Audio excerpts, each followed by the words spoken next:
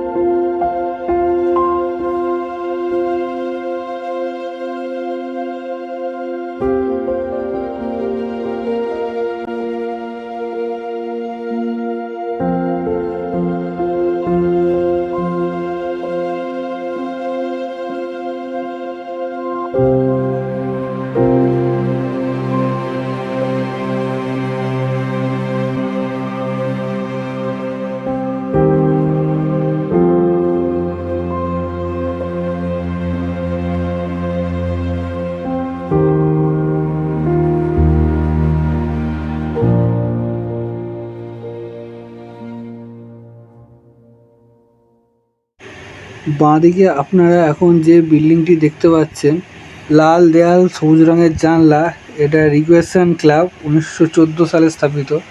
এখানে ইংরেজ আমলের সাহেবরা ছিলেন মেম্বার। এখন কানলার প্রথম শ্রেণীর ব্যক্তিরা এখানে মেম্বার হওয়ার সুযোগ পান।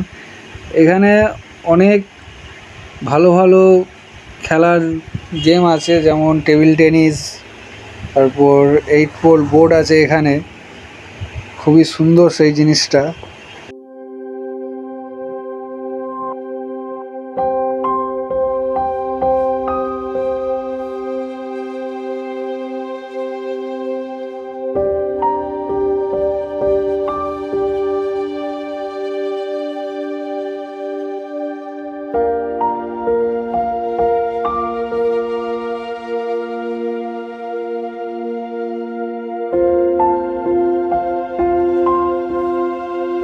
ডান দিকে আপনারা দেখতে পাচ্ছেন একটি লাল রঙের মন্দির, মাথায় সিংহ মূর্তি দেওয়া আছে। এটি মা সিদ্ধেশ্বরী মায়ের মন্দির। এনার আরেক নাম অম্বিকা। এই দেবীর নাম অনুসারে আমাদের শহরের নাম হয়েছে অম্বিকা কানলা। এই মন্দির স্থাপিত হয়েছে 688 খ্রিস্টাব্দে। সেই সময় আমাদের শহরের নাম ছিল অম্বুয়া মুলুক। বাঁ দিকে যে কমলাকারের মন্দিরটা দেখছেন, এটি বাসুদেব মন্দির। এটাও খুব সুন্দর স্থান। আমরা এখানে দাঁড়াচ্ছি না, আমরা চলে যাচ্ছি সোজা রাজা তেজশ্চন্দ্র বাহাদুরের সমাধিস্থলে। আমরা সামনে থেকে ডান দিকে ঘুরে গেলাম। বলে রাখি, বাঁ দিকের যে রাস্তাটা, সেই রাস্তা যাচ্ছে মহারাজ দিব্যানন্দ স্বামীজির আশ্রম, যা আপনারা আমাদের প্রথম ভিডিওয়ে দেখেছেন।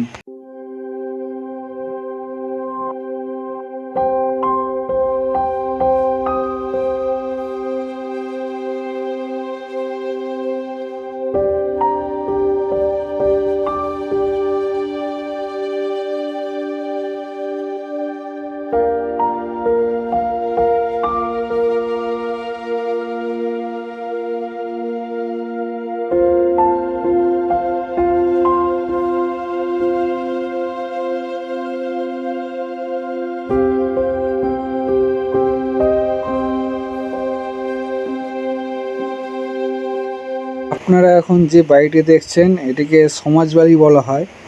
এখানেই আছে রাজা তেজশ্চন্দ্র বাহাদুরের সমাধি। আমরা এসে দেখলাম যে গেটটিতে তালা দেওয়া, তো আমরা ঠিক করেছিলাম যেভাবে হোক ভেতরে ঢুকবই। আমরা গাড়ি ঘুরিয়ে নিয়ে সমাজবাড়ির চারপাশ দিয়ে ঘুরতে লাগলাম, চেষ্টা করতে লাগলাম ঢোকা যায় কি না। তো একটুখানি এগিয়ে গিয়েই আমরা দেখতে পেলাম একটা অংশ যেখানে ভাঙা আছে। তো আমরা এখন এই ভাঙা অংশ দিয়ে চেষ্টা করব ভেতরে যাওয়া যায় কি না। আগে আমরা এখানে কোনো দিন আসিনি, এর আগে অনেকবার দেখেছি। তো এইখানেও পাঁচিল দেওয়া ছিল, এইখানটা এখন দেখছি একটা রাস্তা হয়ে গেছে, আশেপাশে জনবসতিও তৈরি হয়ে গেছে। এটা সমাজবাড়িরই জায়গা ছিল। হোক, আমরা ভেতরে ঢুকে পড়লাম, হেঁটে যাচ্ছি। আশেপাশে প্রচুর বাড়ি আছে, এই বাড়িগুলো আগে ছিল না। আমরা যখন দেখেছি এখানে প্রচুর জঙ্গল ছিল, সাপখোপের ভয় ছিল, সেই কারণে কোনোদিন এখানে ভাবিনি আমরা ঢুকতে পারবো। তো এখন দেখছি এখানে প্রচুর জনবসতি হয়ে গেছে। এখানে একটা স্কুলও আছে, ড্যাঙাপাড়া প্রাথমিক স্কুল।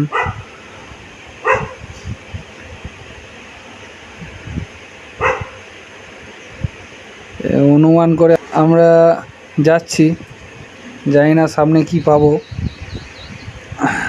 এতক্ষণ তো রাস্তা ভালোই ছিল, এখানটা একটু খুবই খারাপ অবস্থা, দেখা যাক কি হয়। তো সামনে গিয়ে বাঁ দিকে যখন ঘুরে তাকালাম তো অবাক হয়ে গেলাম, কারণ সামনে পরিস্থিতি আরও খারাপ ছিল। আপনারা দেখতে পাচ্ছেন সামনে এখানে গোবর শুকাতে দিয়েছে। আমরা এখানে আগে আসিনি তাই রাস্তা খুঁজে পাচ্ছিলাম না। তো দেখলাম ওই গোবরের পাশেই কিছু ইট পাতা আছে, সেই ইটগুলোর ওপর দিয়ে আমরা মন্দিরের ভেতরে যাওয়ার চেষ্টা করলাম। মন্দিরটি প্রায় ভেঙে পড়ে যাওয়ার অবস্থা। প্রথমে ভেতরে যেতেও ভয় লাগছিল, যা খারাপ পরিস্থিতি। যাই হোক, সাহস করে আমরা এগিয়ে গেলাম।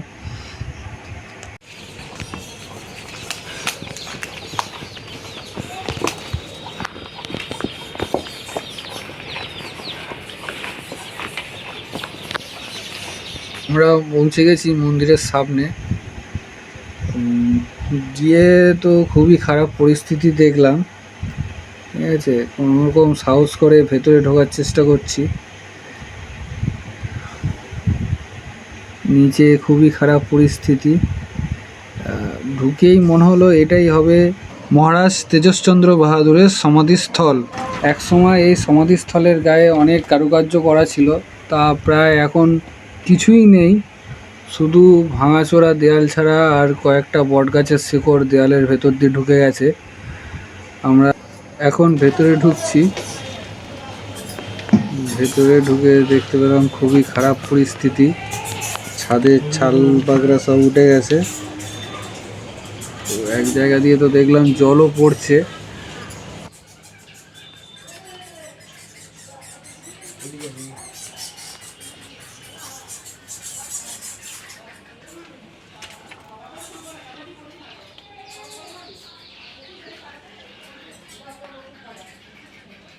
দরজার ডিজাইনগুলো তুলি।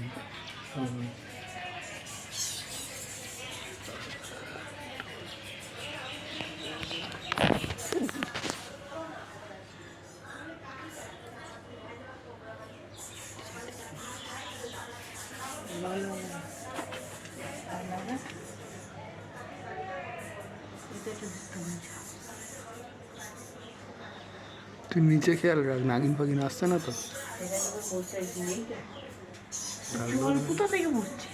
ছাদে চুয়ে চুয়ে টক কাটছে।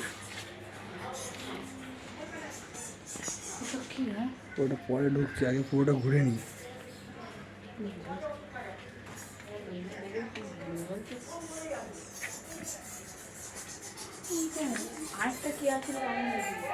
যাবো যাবো।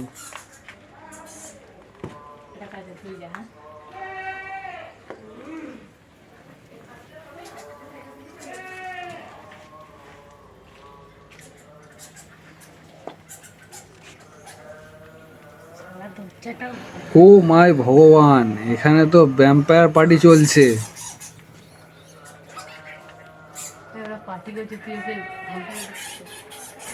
এখানে ব্লেডকে খুব মিস করছি, ও দেখতে পেলে খুবই শান্তি পেত মনে, কারণ ও ভ্যাম্পায়ারদের মারতে খুবই পছন্দ করে। আমরা দুজনের মধ্যে কেউই ব্লেড নয়, তাই তাড়াতাড়ি এখান থেকে কেটে পড়াই ভালো মনে করলাম।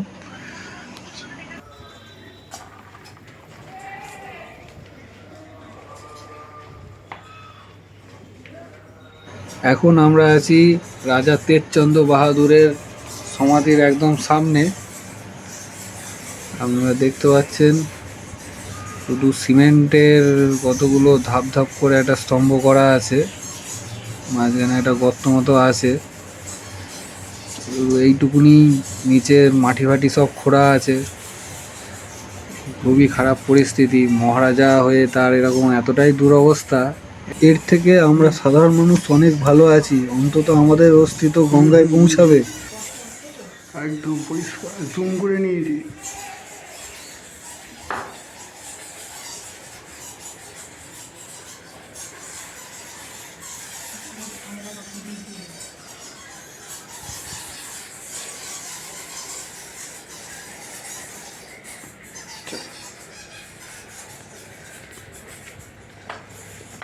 এখন আমরা যাচ্ছি মহারাজের স্মৃতির উদ্দেশ্যে তৈরি নারায়ণ মন্দিরে।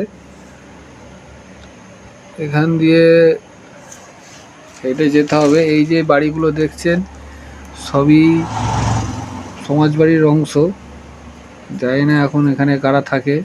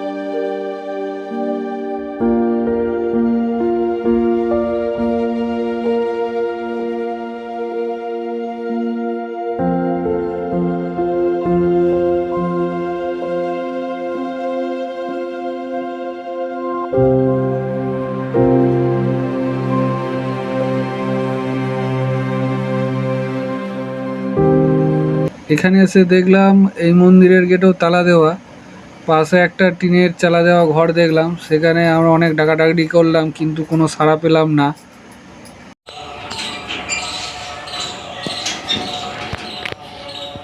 জোরে ঠকঠক কর। দাদা কেউ আছেন?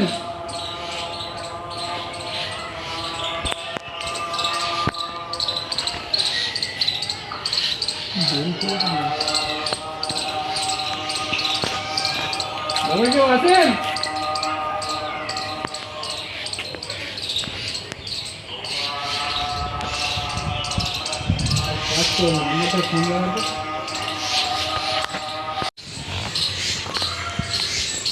আমাদেরকে লোকে যেসে দেখে বললো আমরা চোর।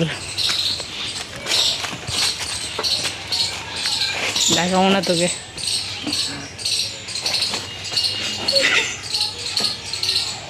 আমি কান্না পাচ্ছি।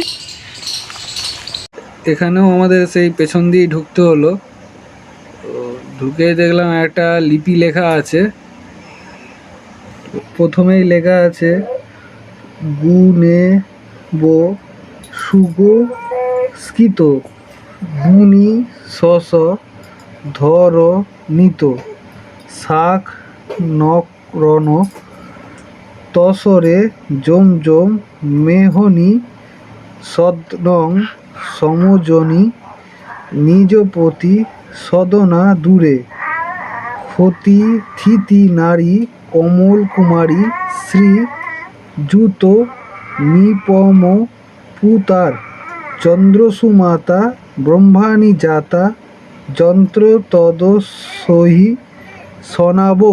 এর মানে কিছু আমরা উদ্ধার করতে পারিনি, কিন্তু পরের লেখাটা পরিষ্কার বোঝা যাচ্ছিল, তাও একটু শক্ত কঠিন বাংলা ভাষা।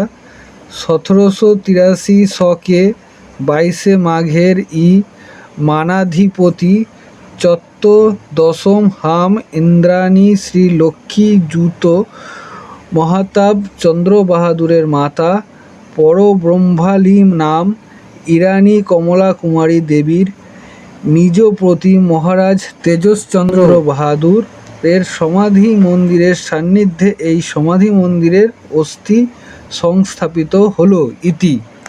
আমরা এখন পুরো নারায়ণ মন্দিরটা আপনাদের ঘুরে দেখাচ্ছি। ও হ্যাঁ, আর একটা কথা বলতে তো ভুলেই গেছি, বাইরের ফলকে লেখা সাল অনুযায়ী এই মন্দিরটির বয়স 242 বছর। এটা সত্যি একটা হেরিটেজ সাইট।